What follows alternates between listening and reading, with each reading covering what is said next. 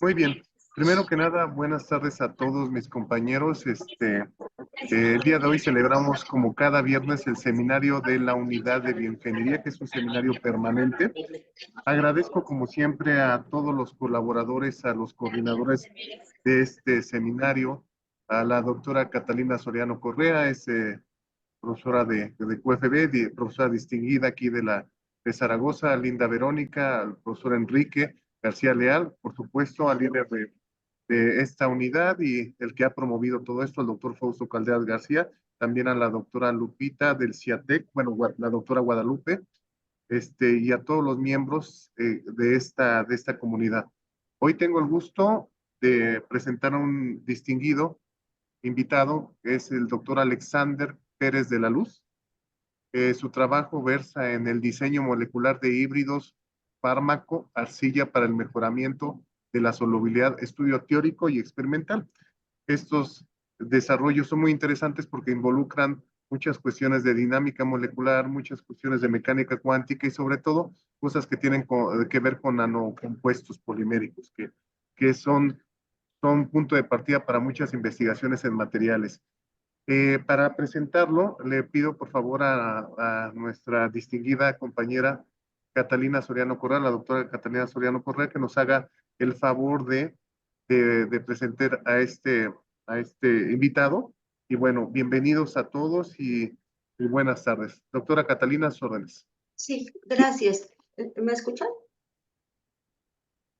Sí, Sí, bueno, sí, sí, te nuevamente, escuchamos. buenas tardes a todos y bueno, tengo el agrado y el gusto de presentar a uno de mis colaboradores más jóvenes que tengo por ahora. Él es el doctor, como bien comentaste, doctor Edson, el doctor Alexander Pérez de la Luz. Él es profesor actualmente, es profesor visitante, titularse en el Departamento de Química, en el área de Química Cuántica de la UAM Iztapalapa. Una de sus líneas de investigación es el desarrollo de metodologías para válgame la redundancia, el desarrollo de campos de fuerzas utilizados en dinámica molecular para el estudio de propiedades fisicoquímicas en componentes puros como soluciones para estudiar su solubilidad y, bueno, además de moléculas orgánicas, pues por supuesto también sería de fármacos. El doctor Alexander es químico por la UAM Iztapalapa, tiene maestría y doctorado en ciencias por la UAM Iztapalapa, ha realizado estancias postdoctoral en el periodo 2020-2022 en el Instituto Andaluz de Ciencias de la Tierra del Instituto del CSIC en España. Y finalmente, porque ya voy a ser breve, tiene publicaciones, 16 publicaciones, 15 de ellas en JCR con factor de impacto y además pertenece al Sistema Nacional de Investigadores. Bueno, entre otros trabajos que tiene. Entonces, doctor, por favor, le doy la palabra, doctor Alexander, para que nos platique sobre el diseño molecular de híbridos fármacos arcilla. Adelante, doctor. Y gracias. Bienvenido. Hola, muchas gracias a todos por la invitación. Bueno, bueno, sí, sí se me escucha, ¿verdad? Sí, ¿verdad? Bueno, Sí, se escucha miren, perfectamente. perfecto, gracias. Miren, yo prácticamente les voy a hablar, este proyecto, bueno, o sea, se ha iniciado de hace unos pocos años. Pero todo lo que está atrás, por ejemplo, la parte de teoría, se ha venido con un poco de desarrollo, tanto en componentes puros cuando empezamos a generar este tipo de sistemas, que es lo que les voy a mostrar.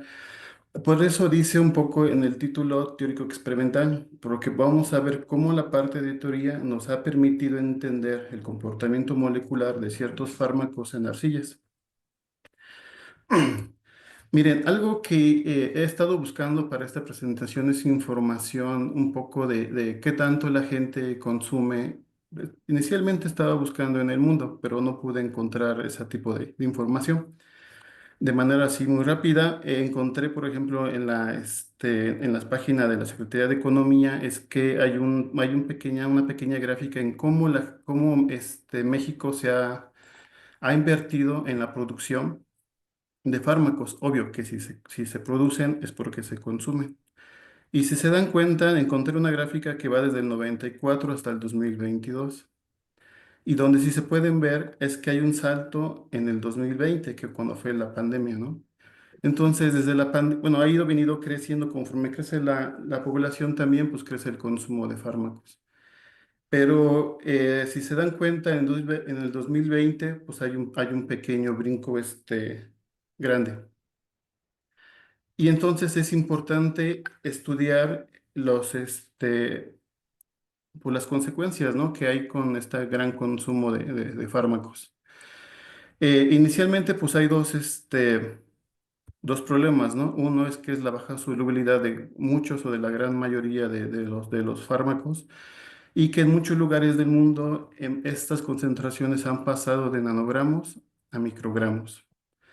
Otro problema es la baja biodisponibilidad y la biodegradabilidad. Entonces, y el consecuencia de esto es que en muchos hay aparte de contaminaciones en aguas, hay afectaciones físico-químicas en estos entornos. Entonces, también muchas veces el no aprovechamiento de los fármacos pues, nos ha permitido, o más bien ha habido una consecuencia o efectos colaterales hacia el mundo y a veces hacia nosotros, ¿no?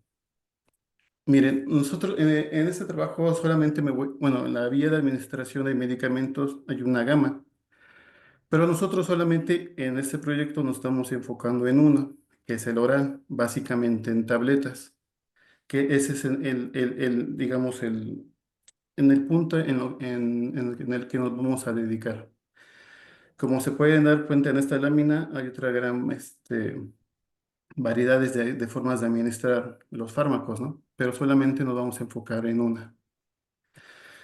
Miren, ustedes cuando muchas veces tomamos un fármaco, pues a veces no es 100% el fármaco, ¿no? Sino viene con un vehículo o muchas veces llamados excipientes que permite de alguna manera al fármaco ser absorbido fácilmente por el cuerpo humano. Y por ejemplo, digamos que lo que permite estos vehículos de alguna manera es que deben de proteger, mejorar la estabilidad y mejorar la biodisponibilidad. Y por ejemplo, unos pequeños ejemplos que yo he encontrado en la literatura y que lo que usa la industria farmacéutica, pues son almidones, azúcares, celulasas y polímeros. Malísimo, malísimo. Por ejemplo, nosotros lo que vamos a ver ahora en este caso es cómo usar, por ejemplo, arcillas como excipientes o como acarreadores de fármaco. Por ejemplo, en la parte donde en España, yo estuve en un instituto, en el Instituto Andaluz de Ciencias de la Tierra. Entonces, lo que la gente hace, pues es geología y mineralogía.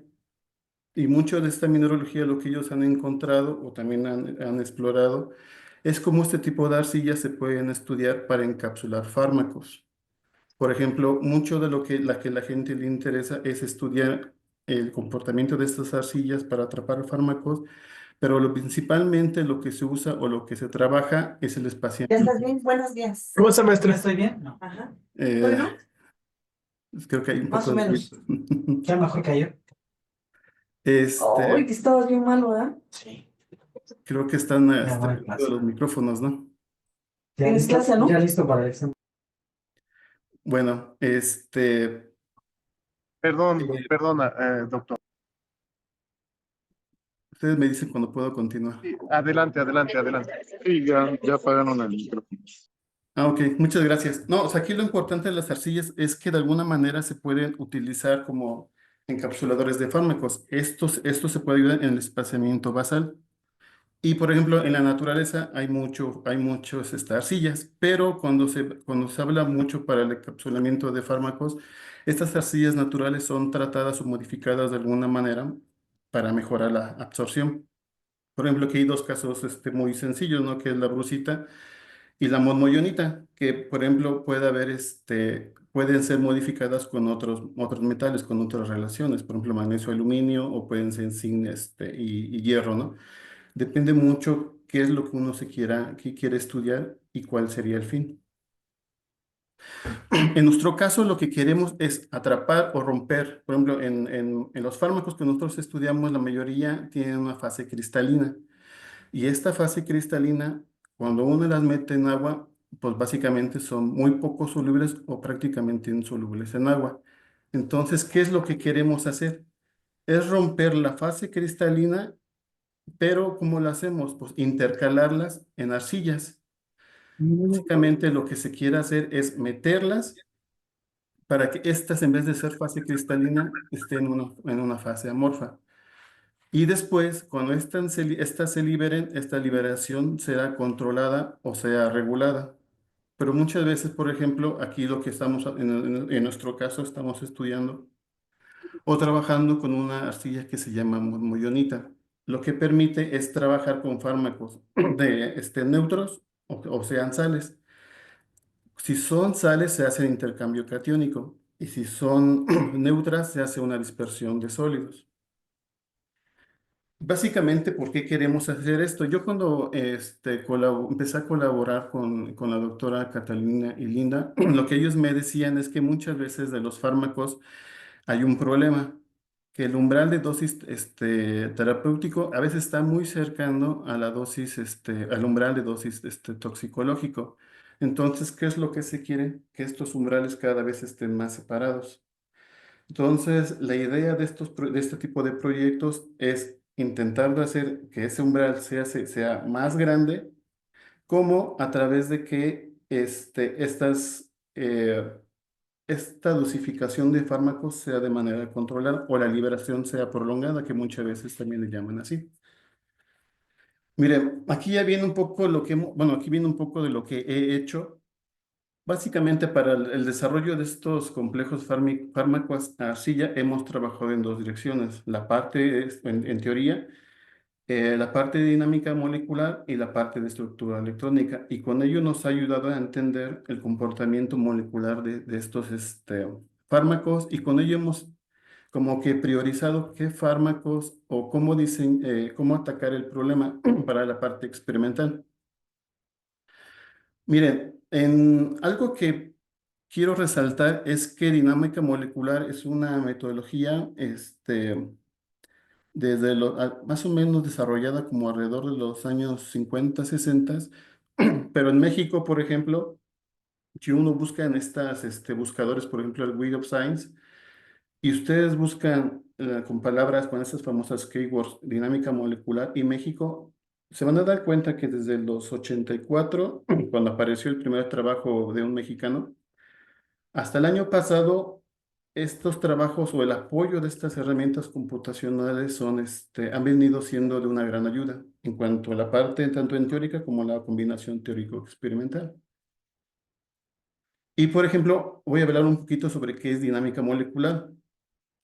Básicamente, dinámica molecular es una técnica de simulación por computadora que lo que permite es estudiar, bueno, con las ecuaciones de movimiento de Newton, o muchas veces dinámica molecular también se le llama dinámica clásica, que con ella permite estudiar el comportamiento de las moléculas a través del tiempo, bajo un potencial, que muchas veces este potencial, cuando uno busca en la literatura, o más bien en inglés, pues serían los famosos force field, que hay una gran cantidad de force field o muchas familias, que por ejemplo lo que prácticamente son componentes son en dos potenciales que conforman el potencial global.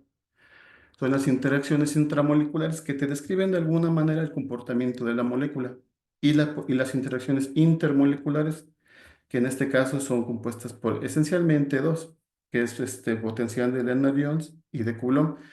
Aquí lo que quiero recalcar es que para cada molécula, llámese agua, llámese etanol o alguna acetona, lo que sea, la forma matemática es muy parecida. Lo que cambia son todos los parámetros que llevan asignadas a este modelo matemático que representan el comportamiento de una especie en esencial. Llámese alcohol, llámese acetona, llámese lo que sea. Y nosotros, ¿para qué lo queremos o para qué queremos usar dinámica molecular? Lo que queremos estudiar nosotros uno, es la liberación del fármaco cuando ya está encapsulado, para ver qué factores moleculares, por ejemplo, pueden ser puentes de hidrógeno, pueden ser interacciones electrostáticas o de dispersión, que influyan en la liberación. ¿Y cómo llegamos a hacer eso? Como si se dan cuenta, este es un problema multicomponente, porque es la arcilla, son los fármacos, son los iones, son los solventes. Entonces, si se dan cuenta, es un problema multicomponente. Lo que se ve aquí en el lado izquierdo es una pequeña simulación, es de cómo se vería una simulación del atrapamiento de un fármaco. Obvio, no es el que vamos a comparar con la parte experimental, pero es una parte ilustrativa. Lo que quiero ahora enseñarles es que estos trabajos de dinámica permiten estudiar no solamente, bueno, como vamos a llegar a ver, estos tipos de sistemas muy complejos, es que en sistemas tan sencillos en la vida cotidiana que vemos por ejemplo, agua y aceite, muchos campos de fuerza no captan ese problema. Pueden ser miscibilidad en líquidos o solubilidad líquidos y un sólido. Pero nosotros lo que hemos hecho desde el doctorado es que modificando estos campos de fuerzas podemos, una, reproducir la información experimental, además podemos también reproducir predecir propiedades que no estaban hechas para un campo de fuerzas. Y con esto nos ha llevado a estudiar no solamente, por ejemplo, estudiar como la constante eléctrica, que es una propiedad electrostática que se mide en los solventes, por ejemplo, tensión superficial, densidad, sino que nos ha ayudado a entender realmente muchas de las propiedades, por qué llegan a tener valores tan grandes, ¿no? Por ejemplo, de la constante eléctrica. Entonces, dinámica molecular en líquidos nos ha permitido entender además de reproducir y predecir propiedades tanto en líquido puro como en solución, sino el comportamiento molecular. Por ejemplo, aquí lo que les puedo mostrar es que podemos nosotros predecir propiedades en mezcla con la parte experimental comparado con otros campos de fuerza que se encuentran en la literatura. Si se dan cuenta, otra ventaja en dinámica molecular y yo he hablado con muchos experimentales, es que a muchos lo que les interesa pues, es estudiar las interfaces. Llámense sólidos líquidos o líquidos líquidos. Porque de alguna manera, con estos modelos que usted o nosotros hemos ajustado, nos ha permitido, o más bien permitiría a mucha gente estudiar esas interfaces y tener más que nada las imágenes moleculares. Ahora, por ejemplo, lo que estamos haciendo también es ajustar potenciales que describan el comportamiento por ejemplo, en esta parte de cristales de fármacos, que son fármacos que estamos estudiando, y, por ejemplo, estudiar la interfase sólido-líquida, que muchas veces es muy importante. ¿Por qué? Porque podemos estudiar una propiedad que, por ejemplo, estamos siguiendo mucho, ¿no? Que es la solubilidad del fármaco en agua. Entonces, nosotros podríamos ver qué factores son los importantes digamos, diseñar un fármaco que pueda, digamos, ser más soluble en agua. Y esto lo hemos hecho a través de una metodología que básicamente, si se dieron cuenta, hay una parte bueno, aquí es lo que son cargas atómicas, se toman iniciales de la mecánica cuántica, o mucha gente lo que le llama es análisis de población. Entonces, en un campo de fuerza nosotros podríamos bajo una metodología, relacionar tres propiedades físico-químicas macroscópicas con bueno, con parámetros del potencial, y eso nos ha permitido de alguna manera reproducir y mejorar campos de fuerzas que ya están hechos. Y eso también nos ha permitido estudiar la solubilidad en líquidos. Y por ejemplo, hay otra aplicación que, por ejemplo, que ahorita lo que vamos a ver es lo que hemos hecho un poco más enfocado a arcillas, es que nosotros podemos usar la mecánica cuántica o esencialmente llamado, o bueno, estudiarla a través de la función de onda o a través de la densidad electrónica, que es una teoría que se llama DFT, la cual nos ha permitido estudiar en sólidos, en monocristales, policristales o amorfos, estudiar la estructura y muchas veces, bueno, hemos sacado trabajos donde nos ha permitido que ciertos fármacos que nosotros hemos estudiado, bueno, aquí falta recalcar, muchos de estos estructuras que nosotros trabajamos las partimos desde información experimental. Muchas veces estos archivos los sacamos del archivo CIF, que es el Crystallographic Information File. Mucha de esta información pues la sacamos de base de datos para estudiar, por ejemplo, el polimorfismo en ciertos fármacos, en reproducir propiedades espectroscópicas, como puede ser el infrarrojo, parámetros de red, el difractograma de rayos X, se puede estudiar Raman, densidad de estados, el famoso Van Gap en sólidos, pero en nuestro caso lo hemos hecho para la parte cristalina. Y también lo que nos ha ayudado, bueno, también basta decir que la parte de SIF que nosotros encontramos o que usamos en las arcillas, pues también se basan en los SIF experimentales. Y muchas veces estos SIF experimentales nos lo han dado esta gente con la que colaboramos en España. Bueno, lo que también nosotros buscamos muchas veces es si las moléculas en cuestión nuestras de los fármacos son energéticamente favorables antes de llevar a cabo un experimento para ver si son favorables energéticamente y con ello nosotros decir, ah, bueno, si tu fármaco sí permite energéticamente ser favorable, entonces el siguiente paso pues es llevarlo a cabo experimentalmente. Como en este caso, lo que nosotros estudiamos fue la capsaicina, que es el componente que da el picor en el chile, ¿no? Cuando uno lo come. Pero también se ha estudiado que puede ser un buen medicamento para el tratamiento de algunos padecimientos. También lo que nos ha ayudado la mecánica cuántica es de alguna manera predecir, como rato les comentaba, la información experimental, por ejemplo, los parámetros de red. Entonces, lo que nos ha permitido es ver si energéticamente son favorables e ir, por ejemplo, estudiando la distancia interlaminar. Por ejemplo, este fue para una sal, que fue el naproxen, en una arcilla de doble capa, sí, una arcilla de doble capa, donde podemos ver con simulación, es ver las imágenes moleculares de esta arcilla. Por ejemplo, aquí, para reproducir la distancia interlaminar experimental, cuando se intercaló el fármaco, nosotros pudimos meter hasta 12 naproxen, como se ve en la parte izquierda. Y dijimos, pues bueno, vamos a ver si las acomodamos de una manera ordenada, ver si caben esas mismas 12.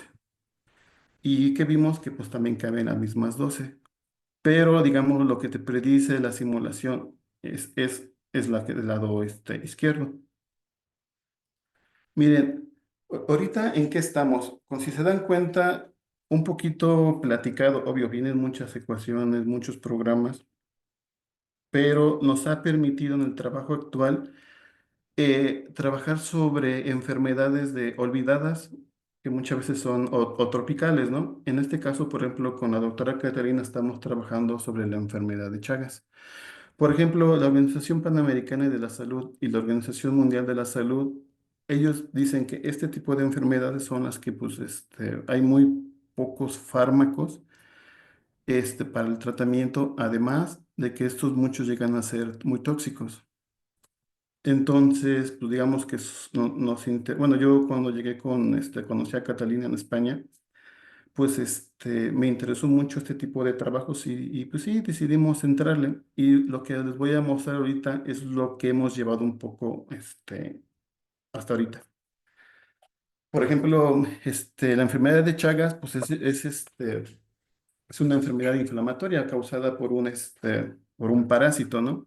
Y por ejemplo, los fármacos que están para este tipo de padecimientos, pues son dos y son los que hemos estado estudiando, el Besnidazol y el Nifurtimox. Pero basta decir que pues tienen muchos efectos colaterales, ¿no? Además de vómitos, diarrea, o sea, tienen que ser aplicados por un corto tiempo, ¿no? Porque por la toxicidad que es alta.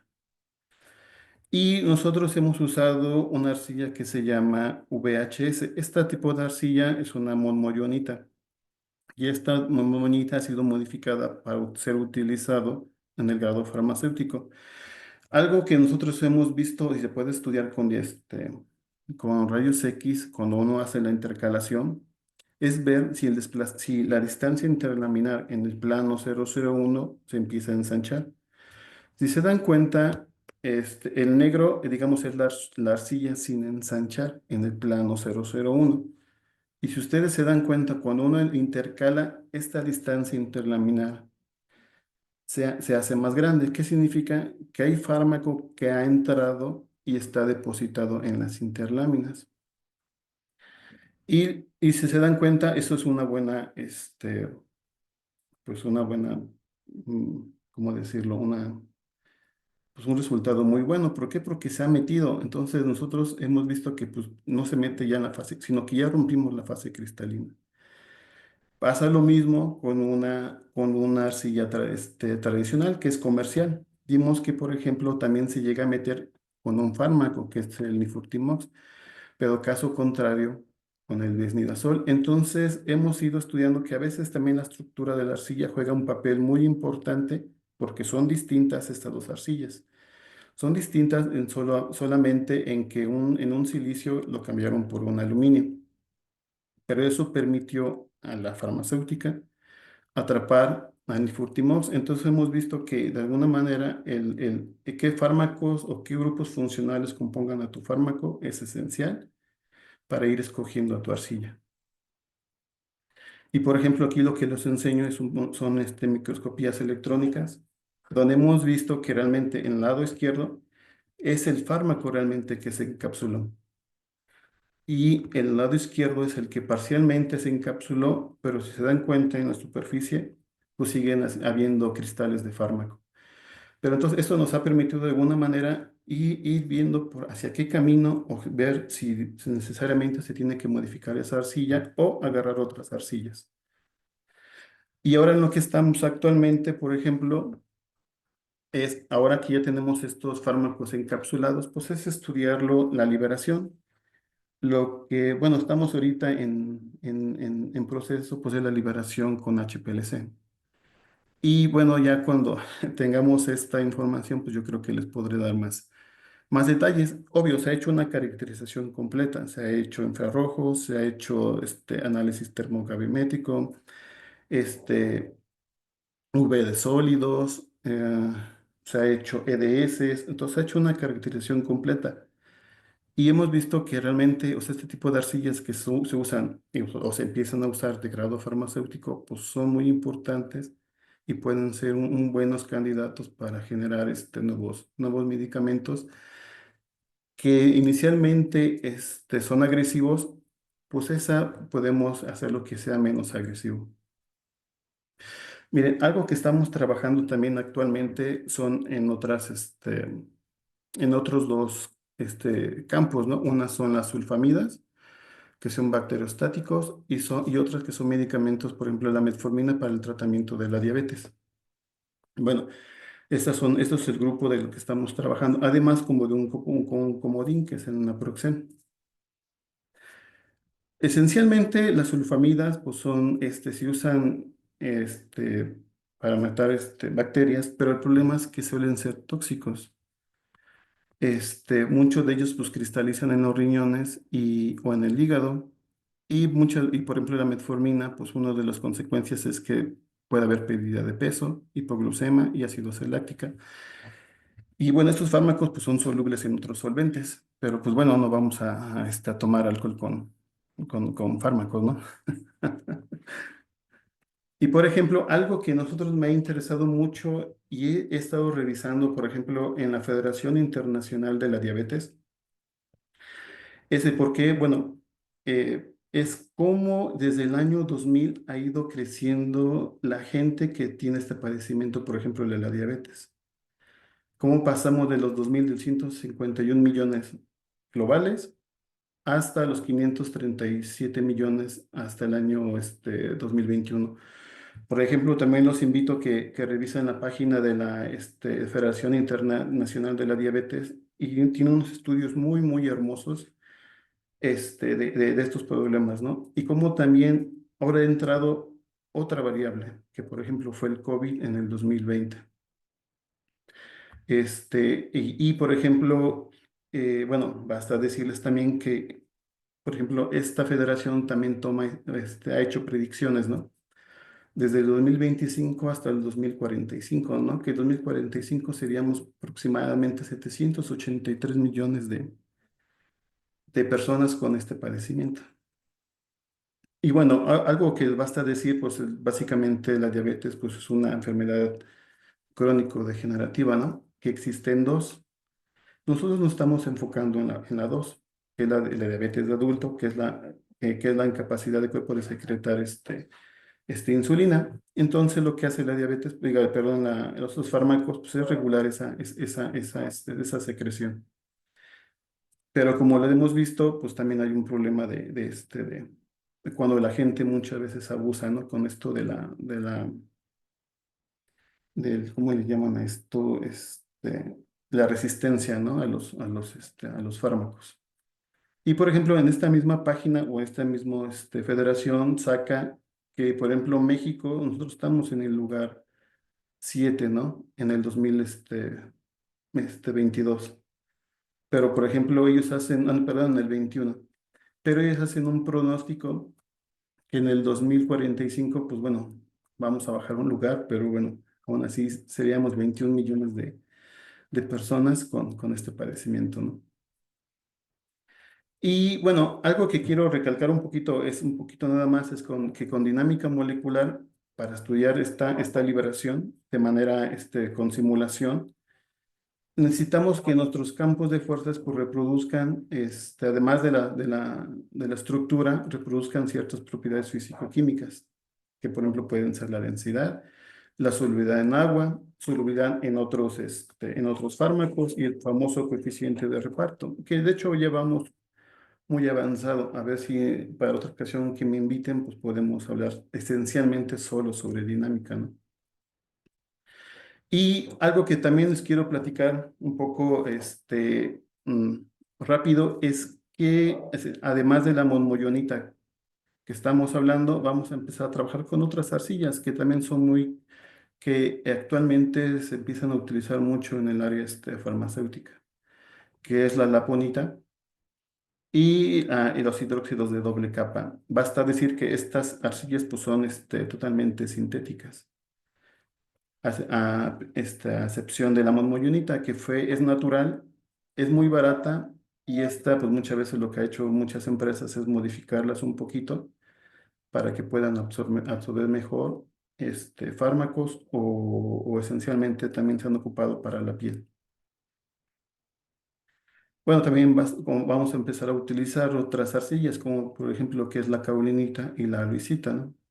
Que aquí con la aluisita lo que pensamos hacer es empezar con fármacos un poco más grandes, son moléculas más grandes, ya que su diámetro, pues si se dan cuenta, son alrededor de 15 nanómetros.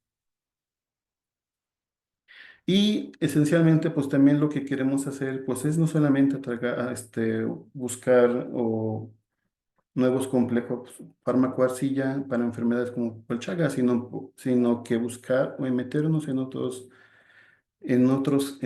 padecimientos donde pues, creemos que podemos aportar algo.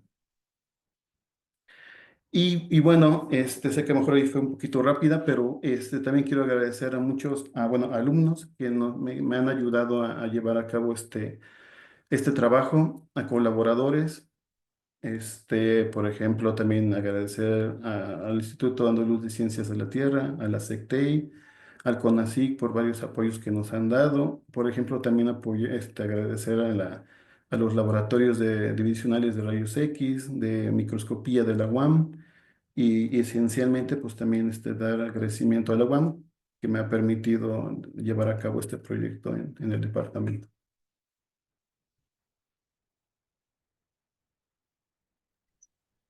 Muchas gracias, doctor Alexander. Y bueno, doctor Edson, no sé si ustedes tengan preguntas, comentarios. Adelante. A ver, eh, yo creo que la presentación, en general es muy, muy, muy interesante. Y yo quisiera nada más empezar las preguntas como por lo más básico, ¿no? Porque a veces no se tiene muy claro cuándo yo podría utilizar dinámica molecular. O sea, es muy sofisticado la palabra o mecánica cuántica, pero nosotros lo vemos desde el punto de vista continuo. ¿Cuándo un estudiante tendría que utilizar estos recursos tan poderosos para entender un compuesto? ¿Cuál sería la primera aproximación, doctor Alex? Por ejemplo, la primera, por ejemplo, muchas veces sería utilizar, por ejemplo, en dinámica hay muchos programas que son libres y comerciales. Y muchas veces el primer acercamiento a veces se dan en ciertos talleres, te enseñan a utilizar, por ejemplo, el software. Por ejemplo, cómo se componen, qué ecuaciones vienen detrás del programa. A veces, o sea, no se ven unas 2 o 3 clases. A veces la curva de aprendizaje, pues, es un par de meses. Tan solo ser un poco usuario. Y lo entretenido es que cuando uno, a menos a mí que me ha tocado dar clases de este tipo, o sea, muchas veces los chavos les gusta cuando empiezas a ver, por ejemplo, ellos cuando ven las estructuras se empiezan a mover, o sea, es el primer acercamiento. No sé si con eso A ver, basta. ahí nada más un segundo comentario rapidísimamente. Alguna vez le pregunté a un estudiante de McGill que están trabajando sobre dinámica molecular Ujú, en la parte de cristales líquidos, ujú. sobre todo en tactoides, en cosas de fibras, todo ese tipo de cuestiones. Entonces me dijo que la dinámica molecular se utiliza básicamente, entre otras cosas, con lo que usted acaba de comentar, pero porque con un mínimo de información pueden obtener propiedades macroscópicas Ah, del no, sistema. Es claro. decir, o sea, a veces es para los modelos continuos que nosotros ocupamos en biología, son importantísimos tener la precisión de, digamos, de los tiempos de relajación, los enlaces, todo ese tipo de cuestiones. Entonces, no sé si usted esté de acuerdo con esta afirmación de que con un mínimo de información podemos construir a grandes escalas información que nos va a servir sobre todo para estos sistemas. ¿Es correcto? Claro, claro, hay algo que, por ejemplo, una vez un estudiante me preguntó, o sea, él me decía, ¿cómo con 1000 moléculas uno puede, digamos, predecir, por ejemplo, la densidad de un líquido? Y cuando realmente muchas veces en químicas nos dicen que al menos necesitas el número de Avogadro, ¿no? Al menos. La ventaja de estas metodologías es que se aplican algo que se le llaman condiciones periódicas y esencialmente solamente se trabaja en el bulto, no se trabaja en una pared o meterle o que sí una pared. Entonces básicamente sí se puede, pero siempre también existe algo que le llaman este efecto de tamaño finito. Es tú con cuántas moléculas serías capaz de reproducir un sistema. Entonces, ahí viene como que un juego de decir, bueno, necesitaría tantas para reproducir un valor experimental, pero también depende mucho de la complejidad del problema. Por ejemplo, ahorita yo te hablo en líquidos, pero por ejemplo en proteínas, o sea, necesitas al menos una que puede pesar varios kilodaltones y eso ya llevaría un costo computacional más grande. Sí. La última cuestión rapidísima, Ujú. utilizan potenciales de esferas rígidas, ¿verdad? ¿Es lo que estaba Sí, viendo? Ok, sí, sí, puntuales, sí. sí, porque hay potenciales de Yukawa y todo eso. Bueno, muy Exacto. bien. Están dos manos levantadas, la de la doctora Guadalupe y Alejandra Chávez. Por favor, doctora Guadalupe. Sí, muchas gracias, doctor Edson. Doctor Alexon, tal vez mi pregunta es muy básica, pero ¿cómo se controla, cómo controlan este encapsulamiento de los fármacos en la galería de la arcilla, por ejemplo, en la mormullorita? ¿Cómo controlan que no se separen las láminas? En mi experiencia de nanocompuestos poliméricos, pues en nuestro caso lo que buscamos es exfoliar las láminas de Ujú, la arcilla para aprovechar sus ventajas. ujú. Pero en el caso de ustedes, pues lo que quieren es que se quede el fármaco entre la galería de la arcilla. ¿Cómo Sí. controlan que no se separe? ¿O no Eh, es un problema? no, o sea, sí ahí hay que tener, bueno, yo cuando empecé con esto, cuando leí, por ejemplo, la VHS, que es de hecho es fabricada en Estados Unidos. Si uno lee el manual, lo que dice es que las láminas se dispersan, o sea, se abren con el agua. Entonces, lo que hemos buscado nosotros es buscar un dispersador que haga, bueno, que no rompa las láminas, orgánico, pero que a la vez solubilice el fármaco. Y aquí lo que no metemos es una variable a veces importante, que lo que es el pH. Lo que nosotros intentamos hacer es que la pura polaridad del solvente disperse a la arcilla y disperse al fármaco. Y con ello, después de un tiempo, bueno, en este caso es agitación por 24 o 48 horas, después se seca, se quita ese solvente y pues se hace difractogramas. Y donde hemos visto que la arcilla, o sea, muchas las señales de los planos no se pierden, a excepción del 0C1, que es el que nos interesa, que es el que y se va haciendo más grande o se va desplazando. Ok. Gracias.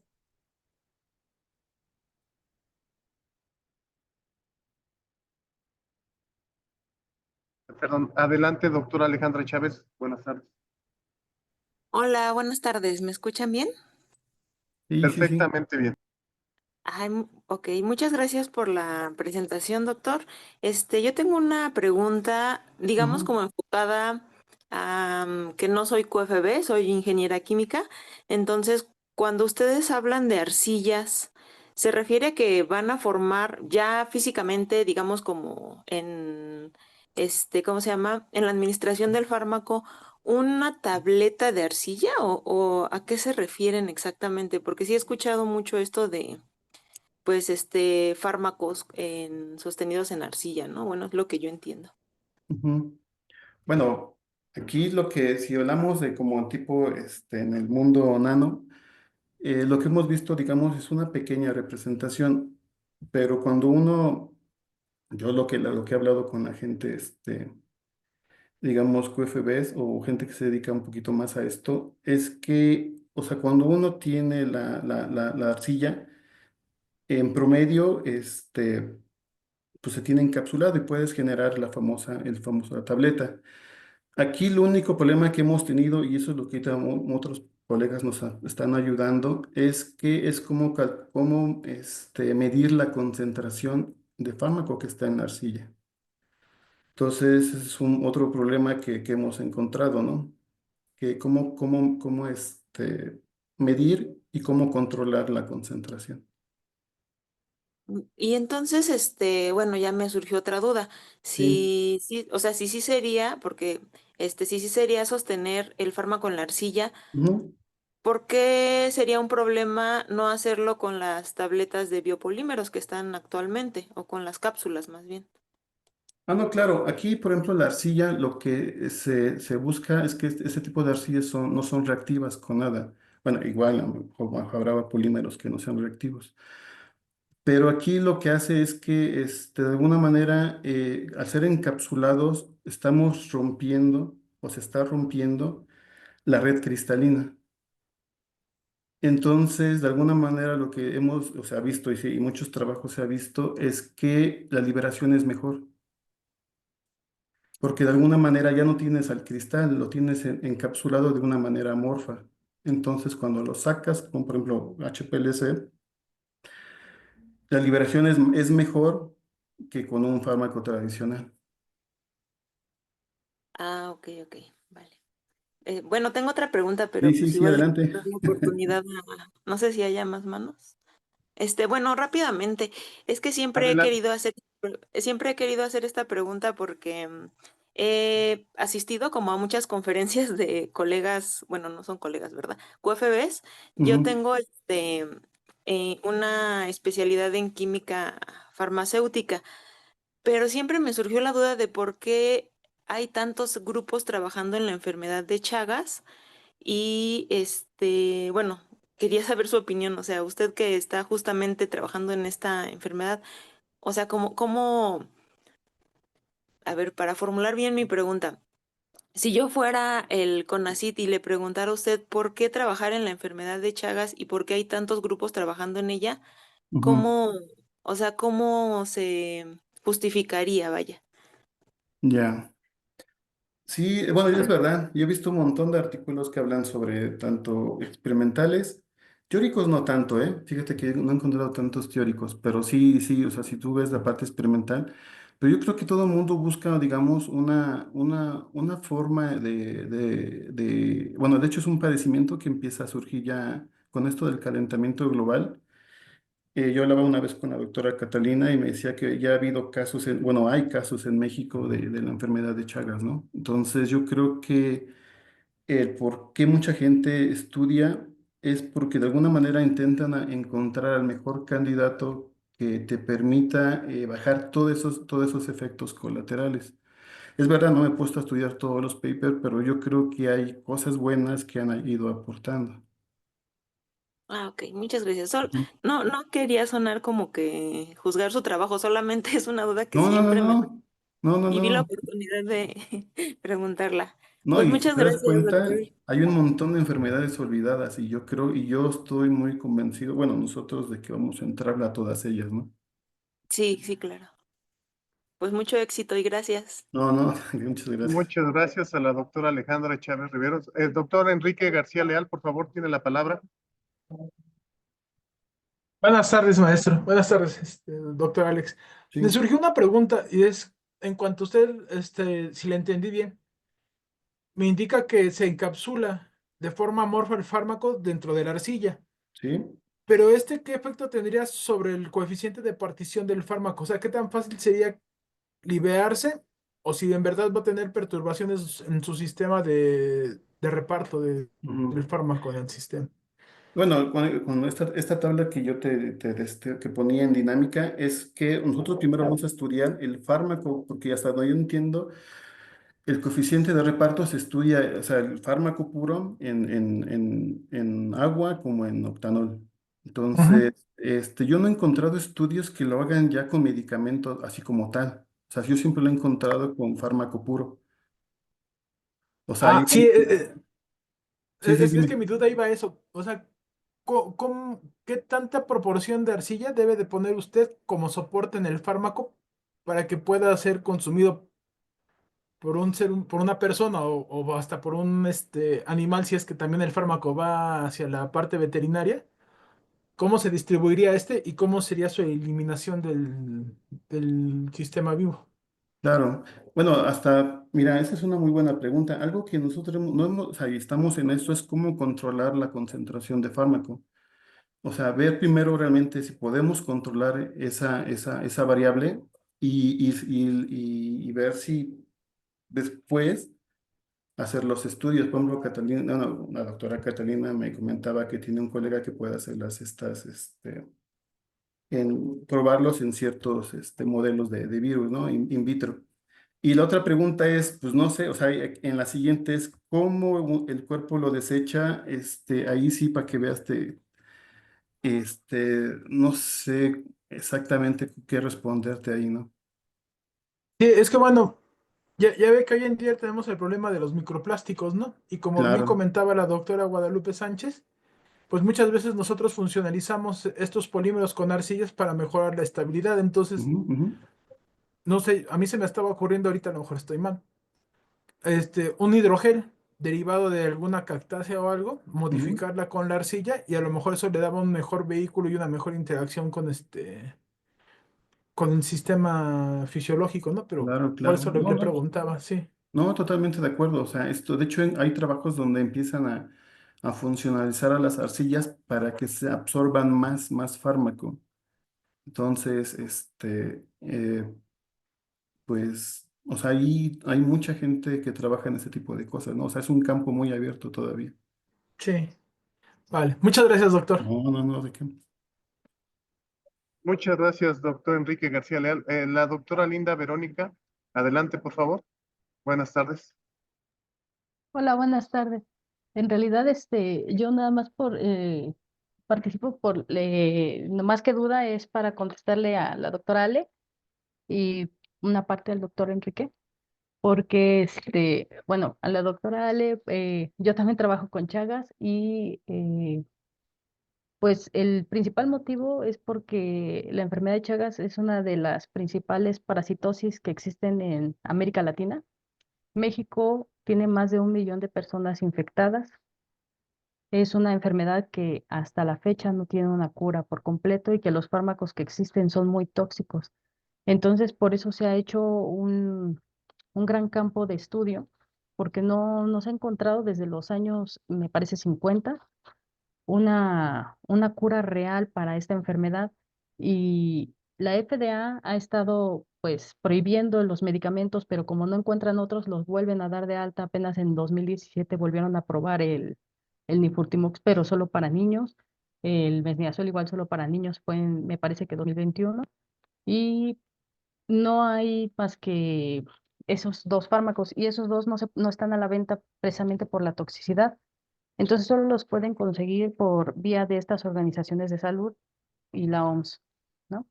Bueno, que también es una organización de salud. Y entonces, bueno, es muy difícil tratarla.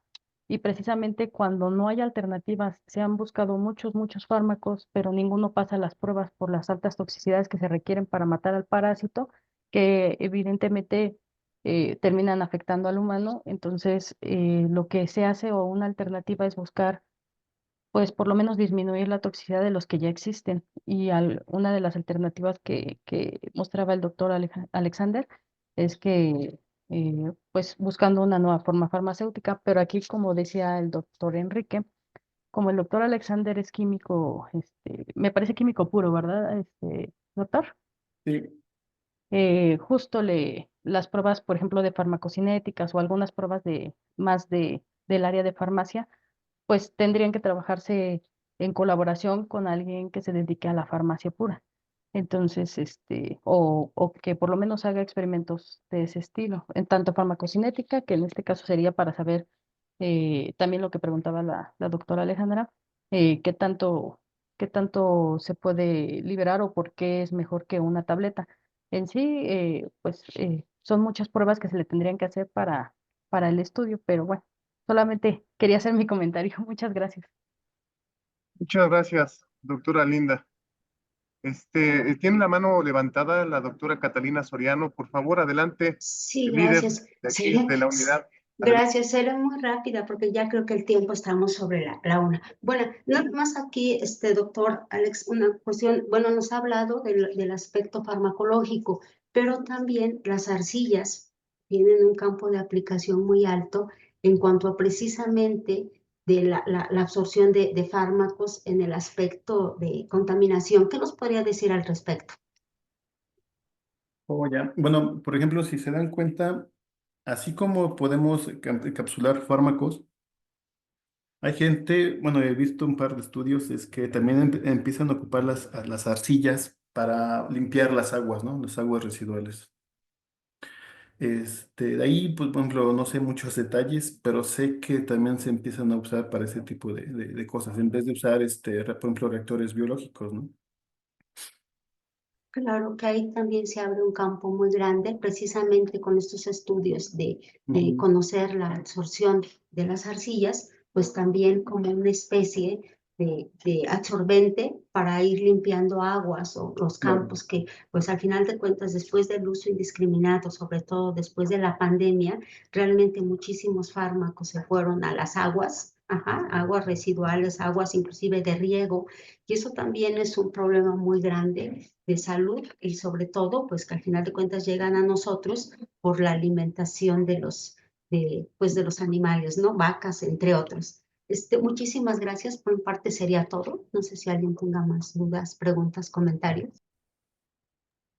Muchas gracias a la doctora Catalina Soriano, siempre por sus comentarios. En el chat tenemos una pregunta de Alejandra Menosa. Buenas tardes. ¿Se podría integrar este tipo de arcilla en los alimentos para liberar su efecto al ser consumido? Muchas gracias, doctor Alex. Híjole, no, en alimentos no me he buscado, ¿no? Pero la ventaja de las arcillas es que pues no son reactivas, ¿no? Entonces no causan un efecto dañino al cuerpo humano, entonces yo supongo que se podría. De hecho, se ocupa mucho para esto de máscaras faciales, ¿no? Es lo que he visto mucho que la gente usa. Bueno, y también lo que hay de moda, por ejemplo, con la gente en España, es que están empezando a usarlas para administración de ciertos fármacos vía cutánea a través de arcillas. Muchas gracias. No sé si tenga el doctor Fausto algún último comentario. Sí, adelante, doctor Fausto. Hola, pues nada más agradecer al doctor Alexander por su excelente presentación. Sí, yo he trabajado también mucho con la doctora Guadalupe Sánchez del CIATEC con estas arcillas y también con algunos colegas de farmacia para preparar sistemas de liberado de fármaco. Entonces, me gustó mucho su presentación, yo le agradezco su participación. Como estamos en tiempo, nada más finalmente quiero recordarles que los seminarios se graban y se suben a la página de YouTube, que ya les puse ahí la liga en el chat.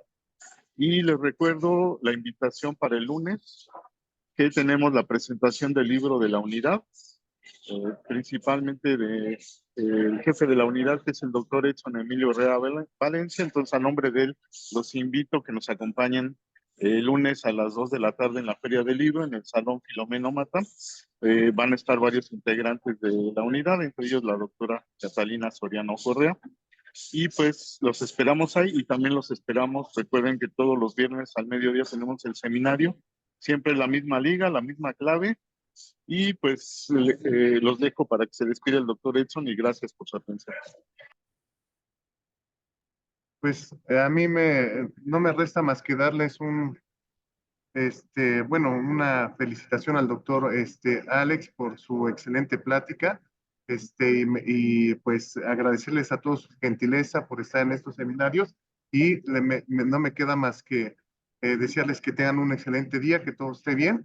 Y pues muchas gracias a la doctora Catalina, que trajo un excelente invitado, a la doctora Linda, al doctor Enrique, Alejandra Chávez, a la doctora Guadalupe, al doctor Alex, Alejandra Mendoza, ingeniera química, Carol, a Miriam, a López Aparicio, a Sinay, a Puebla Aguilar, y Chay Hernández, Arey García, Alfredo Jiménez, Yaritzia, Gloria, Frank, Iván González, ingeniero químico de aquí, Abril Hernández Vera, que es Nictecita, Jiménez González, Josué, la ingeniera química Laura Pineda, Edgar López y María Salinas Juárez. Entonces, pues me despido y muchísimas gracias por todo su apoyo. Gracias, doctor Alex. Aquí tiene su casa siempre para futuras colaboraciones. Muchísimas gracias.